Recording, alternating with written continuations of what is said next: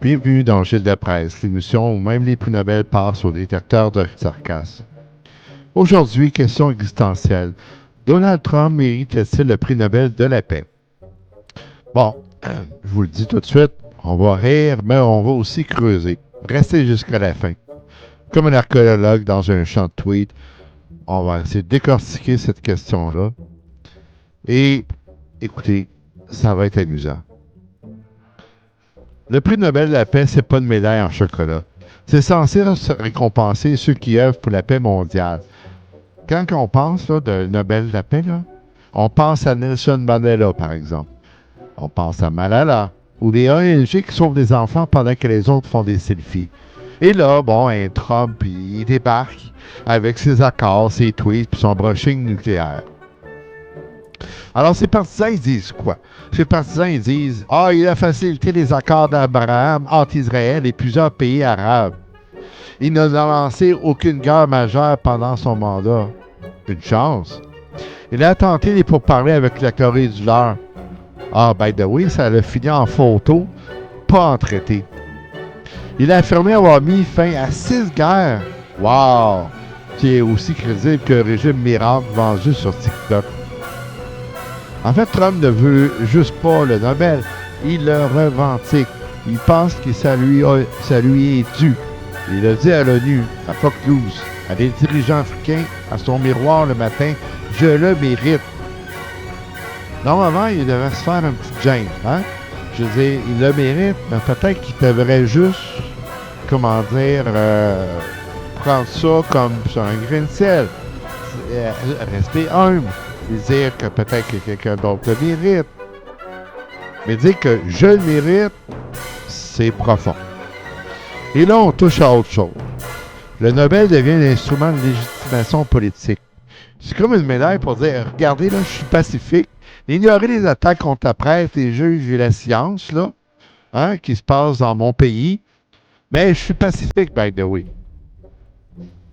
Ben là, je m'excuse, Donald, là.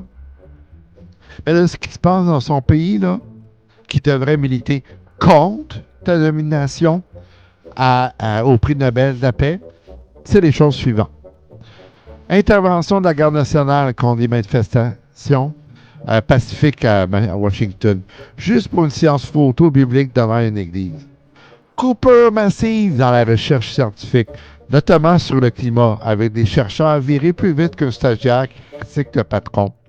Attaque répétée contre les juges, qualifiés de politisés ou ennemis du peuple, quand leur décision ne va pas dans le bon sens, juste parce que Donald n'est pas d'accord. Et bien sûr, la presse, les médias, traités de fake news à chaque conférence avec des journalistes expulsés comme des intrus dans un karaoké privé. Bref, Trump veut le Nobel, mais il agit comme si la paix c'était juste le silence des opposants. Comme si genre, je veux la paix, mais je veux rien savoir, je veux pas de critiques, je veux pas de manifestations, je veux des coupeurs, puis je veux les gens m'obéissent à 100%. C'est ça la paix pour moi.